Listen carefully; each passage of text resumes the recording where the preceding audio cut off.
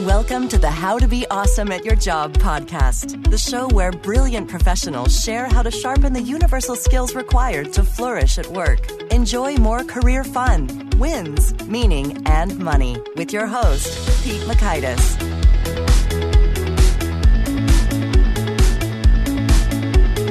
Hello, and thanks so much for joining us here for episode 168 with Olivia June Poole. We've talked networking before, but not quite like this with someone who's created an app that helps people make friends in a hurry. So you're going to learn 1, the key differences associated with networking between men and women. 2, a critical overlooked consideration when building your network. And 3, how to make new connections stronger. So if you'd like to check out the show notes or the transcript or the links to items that we reference here, you'll find that over at awesomeatyourjob.com/ep168. And while you're over at awesomeatyourjob.com, I recommend you check out our nifty resources. And one of my faves, I've been digging ever so much more now that we got over 160 episodes. It's the magnifying glass, just right there in the search function of the navigation bar. There is a magnifying glass which lets you type whatever you desire to search every transcript of every guest we've had. So if there's an issue you're thinking about, struggling with, dealing with, we may have covered it before. So you can quickly find that, and it's really making those transcripts all the more worthwhile here. Now, here's Olivia's story. Olivia June Poole is the CEO and co-founder of VINA, a company that creates tech products to connect, celebrate, and empower women, including the Hey VINA app. She also worked in marketing for General Assembly, RocketSpace, and many others. She's an expert in user acquisition, community building, and driving consumer online-offline engagement. Here's Olivia. Olivia, thanks so much for joining us here on the How to Be Awesome at Your Job podcast. Thanks for having me, Pete. Now, I understand that early on in your career, you had the role of a horse trainer. What's the backstory here? That's true. I grew up with horses in my backyard, and actually I decided around when I was 10 or 11 that I would start seeing if I could get some clients to train their horses and take care of their horses. And I did. And I ended up building a little team of friends who also worked with me. And we made a small business out of it in my neighborhood. That's so cool. And now what were you training the horses to do exactly? I mean, mostly just to be well behaved, to stand and, so people would ride them, and I give horseback riding lessons. And for the most part, it was a great lesson in learning to, one, train people and animals, but also in working with something that's a lot more powerful than you are and being careful around that. It's relevant to all of business, I think. Oh, that is well said. Well, I was imagining sort of, 12 years old, horses, I mean, those are large and muscular. They are. Certainly. Well, okay. So lessons learned, and you're applying those here now today with your app and company, Hey VINA. What's the story? Am I saying that right, first of all? Am I pronouncing Correct. that correctly? It's Hey VINA. Yes. Okay, good. Hey VINA, tell us, what's the story there? Well, I started Hey VINA just about 2 years ago. I decided to put up a landing page and see if someone would be interested in this. And mostly it stemmed out of, I had been working in tech for a number of years and found myself with an abundance of male contacts. I'd go to networking events, and I would leave oftentimes with actually more dates than business deals. And I wanted an opportunity to actually connect with more women in business. And so I started a social hour, and we called it Ladies Who Vino, and we'd invite all the women we knew to a wine bar in San Francisco.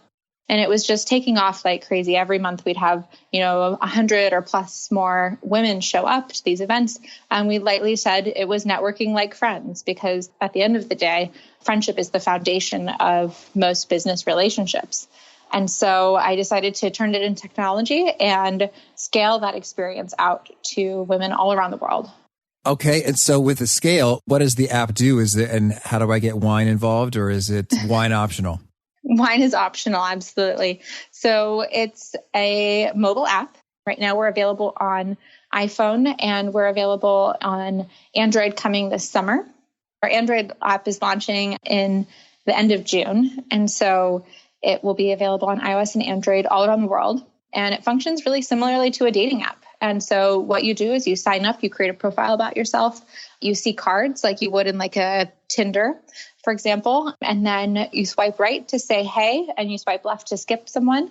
When both people say hey to one another, we send an instruction to your inbox highlighting what you have in common and suggesting that you make plans to meet up. Okay, that's great. And so you can just sort of swipe many times in one day and potentially make a whole lot of friends.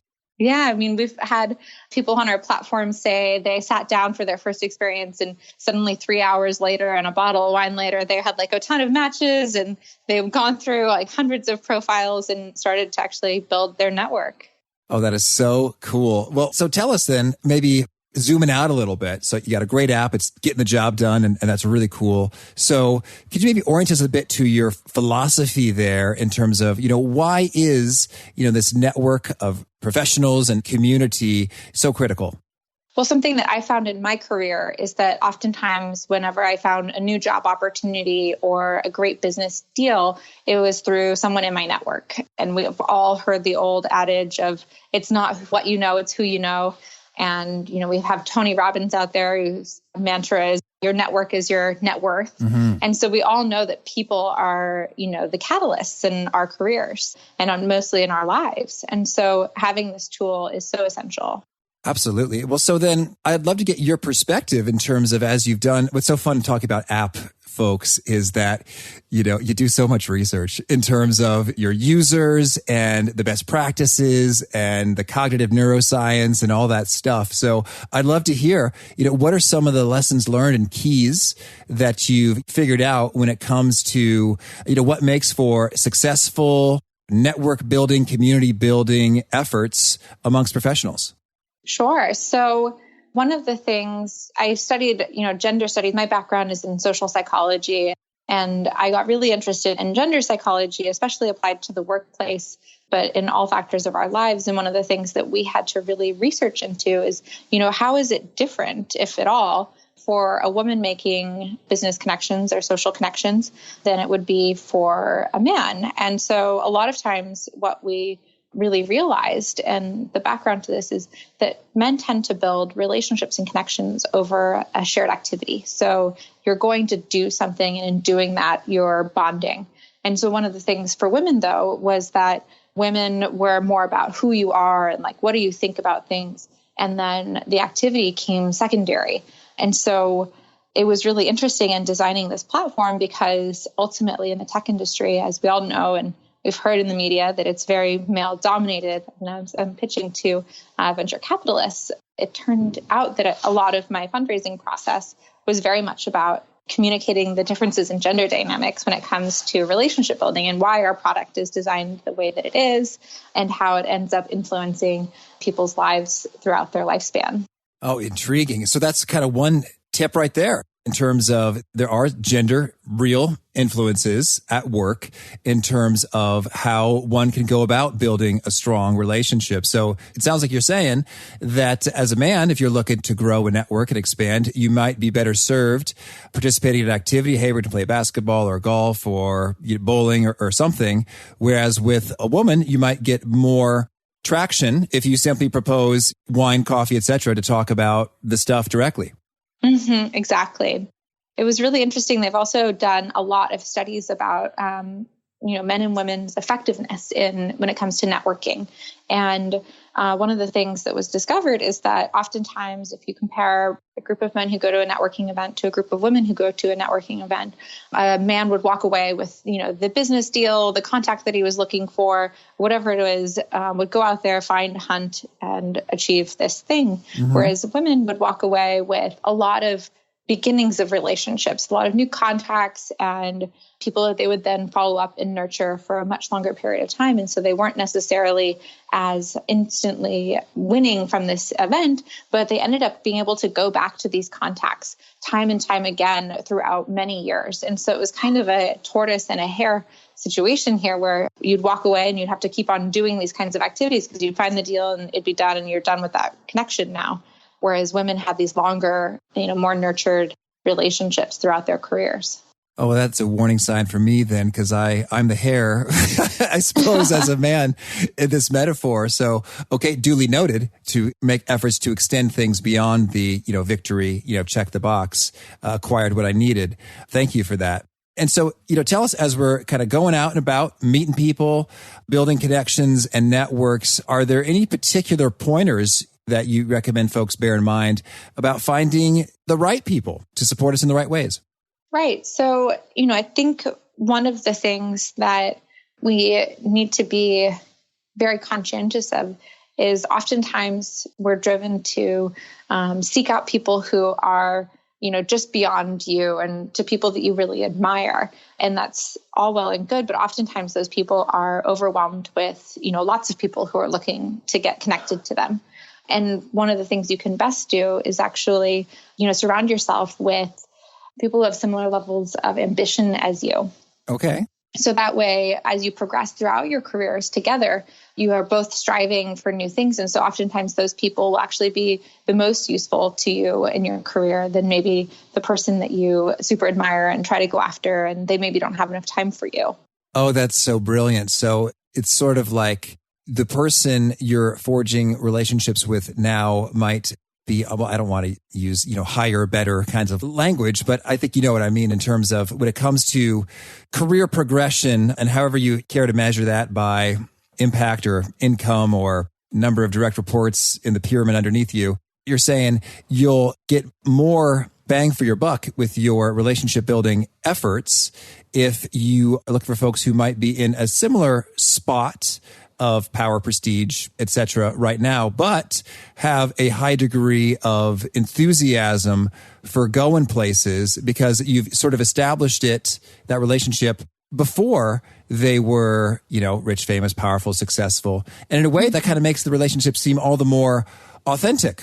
Right. It fundamentally does make it more authentic because it says, I believe that you were talented and that you were going to do great things when we were both just getting started and we were both, at that similar level. And then, as you go on to do and achieve, you have those relationships that you can go back to and will think of each other and help each other even more. Oh, and I've seen that. I've absolutely seen that with folks that I've connected with in high school. Like I'm thinking about my buddy Muhammad. I was like, you, sir, are going places. You are the one person I know who's jazzed about his career at age 17 as I am. So I just enjoyed his energy and we've been great friends and it's been fun to be able to collaborate on cool stuff, now that he's really just rocking and rolling in the Middle East. That's awesome. Yeah. So isn't that so true? Mm-hmm. Well, so I guess I'm curious then, in terms of we talked a little bit about mindset and principles at work. Could you speak a little bit in terms of in the heat of things, when folks, you're chatting, you're maybe at a mixer or a cocktail party or just having a coffee chat with someone or an informational interview, whatever, what are some little things we could do? I don't know, tips and tricks, tactics that can kind of facilitate better connections, empowerment and such? Well, the first piece of advice I always have is look for ways that you can sense that you could help the other person. It breeds a lot of, positive connection with that person to know that you're not just a taker. You're there to actually be helpful for them, and it will make them more predisposed to being helpful for you. Certainly. That's good. That's good. And that's one of the favorite questions I've asked and heard it recommended to ask is, how can I be helpful to you? What can I do for you? And when I'm on the receiving end of that, it's like they've opened up the treasure chest like, oh, wow. Thank you for asking. I didn't even come prepared to answer that. Yeah, that's so kind of you. Yeah. And that's always, that question, I have mixed feelings about it, mostly because sometimes it feels like, like you just said, like someone's just opened up a treasure chest and you weren't prepared necessarily to ask for that thing or you weren't ready to do that. So I kind of prefer the question of, what is the most important thing to you right now? Okay. And so that way I can actually hear, what are they thinking about? Like what's keeping you up at night these days? Because then you can actually secretly get that information of like maybe how you could be helpful, but actually it comes from like a more, I don't know, I guess like maybe a slightly less direct way of being like, what do you need? And then, sometimes you're like, well, I could really use like a glass of water. Like, would you mind grabbing one? Or like, hey, will you introduce me to your boss because I'm really interested in this job? So I think it can be, what are you thinking about these days? What are you exploring or what's getting you excited? Oh, that is fantastic. I guess that's very hair-like or man-like of me to ask the direct question, but you could often get better results if you ask a broader question. And I love it. So please, if you have any other best practices or suggestions within that realm, what do you have? I always like asking people what they're excited about, to be honest, because it will oftentimes point you in the direction of something either really interesting going on in their field or their careers. And it's something that you actually might have a great takeaway from as well, and something that you might not be paying attention to these days. And so then maybe let's talk about the follow-up. I think this is where a lot of community building efforts fall short, it comes of busyness or distraction or whatever the hang up is. But do you have any sort of perspectives on how to follow up really well? Yeah, follow-up is really important. And it's being really trying to remember a nugget from the conversation you had with that person to refer back to is really terrific. And it's helpful when you're following up to have either simply a kind, it was great to meet you. I will always remember that one piece of wisdom you shared, or thanks so much for referring me to this thing. So they remember what you talked about and it gives them context again. So oftentimes we are at a networking event, maybe you walk away with 10, business cards at that time. And, it's kind of like drinking from a fire hose. Yes. It feels like a lot. And the other thing is, sometimes time has passed. A lot of time has passed since, someone gave you their card and you're thinking, hey, can I reach out to them because it's been so long. It's kind of awkward. Will they even remember me? At the end of the day, it's always worth it to just put yourself out there because the worst that they can do is nothing. It's just ignore you. Mm-hmm. Yes. And I've been there with that situation. I was like, ooh, it's going to be awkward. I feel like I should have reached out earlier. But I think that maybe is also a bit of a prompting to go ahead and do that reach out sooner rather than later. And what you said about that one nugget really sort of simplifies things. It doesn't have to be some grand reach out. It could be LinkedIn note. Hey, it's really fun connecting with you. I checked out that blog, that reference, that whatever, and it's really helpful. And that's it. Mm-hmm. It's great to just keep it human. At the end of the day, professional networking is very similar to making new friends. And, people aren't just their job titles. It's very important to say, even if hey, I'll always remember how cute your dog was or something like that. Or here's a resource for, would be great to take our dogs for a walk sometime. So find something that's more human and more personal that I think actually makes the connection even stronger. Well, thank you. Okay, well then, let's kick it off. Can you share with us a favorite quote, something you find inspiring? So one of my favorite quotes is, I think I said it earlier, but it's not about what you know, it's about who you know. And at the end of the day, our personal relationships are so important. And so I think that really connects with both our personal lives and our professional lives. Mm-hmm. And how about a favorite study or experiment or a bit of research? A great one that I read recently, I need to probably find a reference for this, but I read a study that said marriages last longer when people have a strong social friend network. All right. Thank you. And how about a favorite book? My favorite book is The Four Agreements by Don Miguel Ruiz. Are you familiar with it? I have looked at it before, but it's been a while. What are those four agreements? It's one of the best books out there. It's really will give you a lot of application both in your personal life and your career. But some of the agreements are things like don't ever take anything personally and always do your best and always be true to your word. I'll leave the fourth one for you to go find in the book. But these are actually really applicable to being a really terrific person to work with and having a very fulfilling career. Thank you. Well, and how about a favorite tool, something that you use often to flourish at work? I'm a really big fan of Asana. It keeps me really well organized and our whole team in great communication. All right. And how about a favorite habit, a personal practice? So I have a new habit where I have created a budget for my time. And basically I've tracked every half-hour segment of my day, including free time, time with my friends, time with my family, time where I go to the gym and my commuting, my flexible time, and the time where I set down my goals. Everything is actually set as a framework for every single week. And this allows me to make sure that I'm staying on track, and that actually has alleviated a lot of guilt I have for working a lot of hours because I know that I've scheduled just enough personal hours as well. So my favorite new habit is my time budget. Oh, now this is fascinating. And I've attempted things like this before. So I've got to know, how have you pulled this off? So every half hour, and what's the platform? Is it Excel or what are you tracking it on? I literally just have it on my Google Calendar. And I have sections of my day that are, I think the key to having it successful is sections of your day that are just completely open, that are flexible, and making sure you're slating those hours.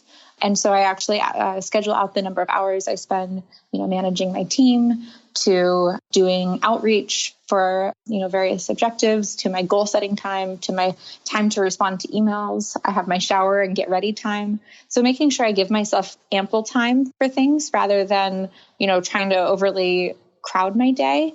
I even schedule myself 30 minutes to wake up from the time my alarm goes off. I know that realistically, I know that I need those 30 minutes before I can actually be functional to do anything. Oh, certainly. So it's budgeted in the sense that it's all marked on the calendar, but there are also times marked on the calendar. So it actually would just say nothing or do whatever. I just say open. And then I have my friends and family time. And I only do this Monday through Friday. I keep my weekends open and flexible.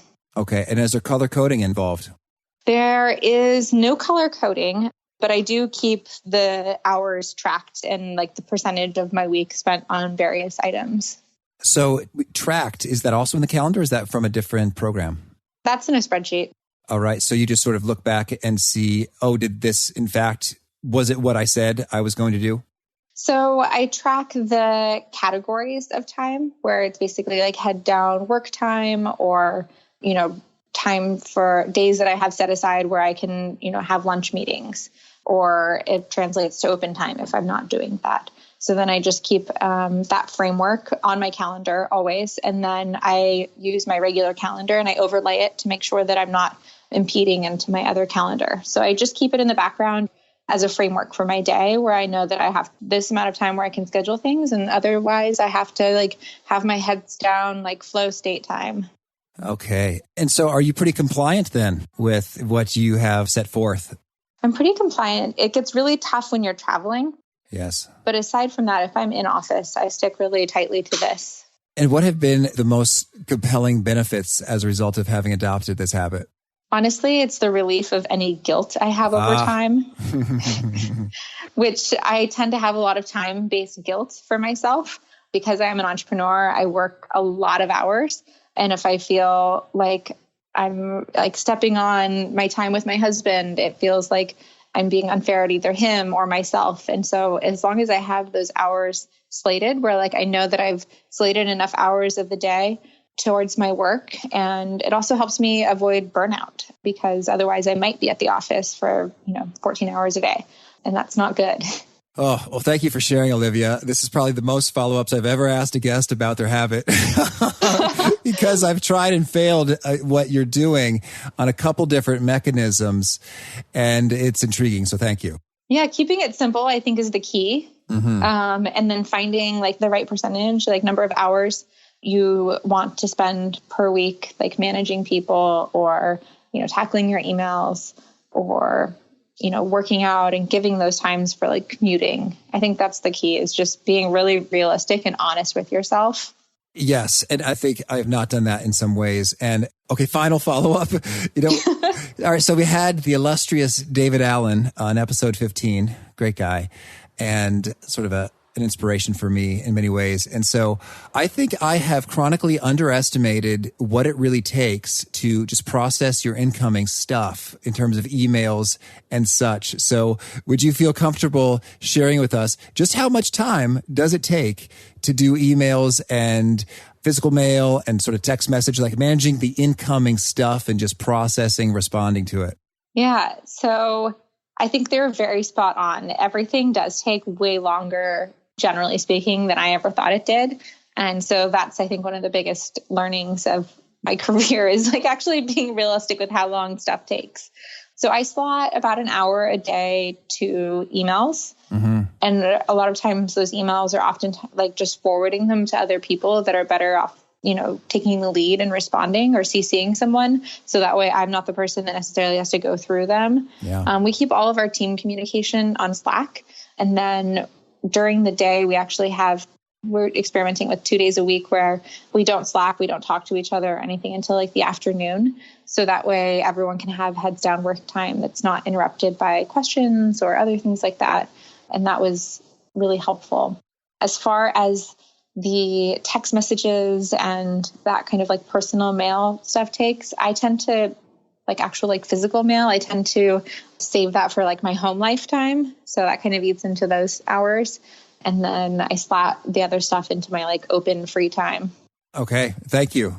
All right. Well, now can you share, is there a particular nugget or articulation of some of your messages or key beliefs that seem to really resonate with folks, getting them nodding their heads, taking notes, etc.? So the most important thing is there's a lot of fears that build up in us in our lives as adults and all of the impacts we've had from our social interactions. But the number one thing you can do for yourself is just to put yourself out there and to force yourself out of that comfort zone, no matter how hard it is, whether it's writing it on your mirror and like looking at it every single day, but pushing yourself out of that comfort zone to meet a new person, to do something you haven't tried before. That's the best thing you can do for yourself. Okay. And Olivia, folks want to learn more or get in touch, where would you point them? So you can find out more about VINA at HEYVINA. That's heyvina.com. And you can find us on Twitter at I Like VINA. You can find me on Twitter at Olivia June. That's OLIVIAJUNE. And we're also all over the internet as I Like VINA. Okay. And do you have a final challenge or call to action you'd issue to folks seeking to be awesome at their jobs? Put yourself out there and meet someone new. All it takes is a hey, and a new friend can really change your whole life. All right. Well, Olivia, thanks so much for this and best of luck in growing VINA and making a bigger impact. Thank you. Thanks for having me. I love that perspective about folks who have similar levels of ambition to you. And I'd also add similar directions of ambition to you, whether it's terms of the career world or your fitness or family or fun, friendships, spirituality, whatever. I'm all about getting together with those folks. And it's cool because over time, people just develop into super ballers. And you can be like, oh yeah, I knew them when. And the relationship is all the stronger as a result because you're growing in a similar direction and supporting each other along the way. So a great pointer from Olivia and something I think that's often overlooked when folks are just chasing, whoever's impressive or influencers or whatever. So again, if you'd like to check out the show notes or the transcript or the links to items that we referenced here, it's over at awesomeatyourjob.com/ep168. And I do hope you'll push subscribe so you can hear from our next guest. It's Gail Van Gils. She's talking about the power of love in the workplace. And wow, we went deeper maybe than we've ever gone in terms of just like the human experience and the depths of the soul and that sort of thing. So it has a bit of a different feel than some of the immediate tactical stuff that we've covered here, but I think it's absolutely enriching. So I hope to catch you then, and peace. Thanks for joining us for today's episode. To get the most out of this conversation, visit awesomeatyourjob.com to find today's show notes, transcript, and infographic summary cheat sheet. For more entertaining professional skill sharpening, be sure to subscribe to catch the next episode of How to Be Awesome at Your Job.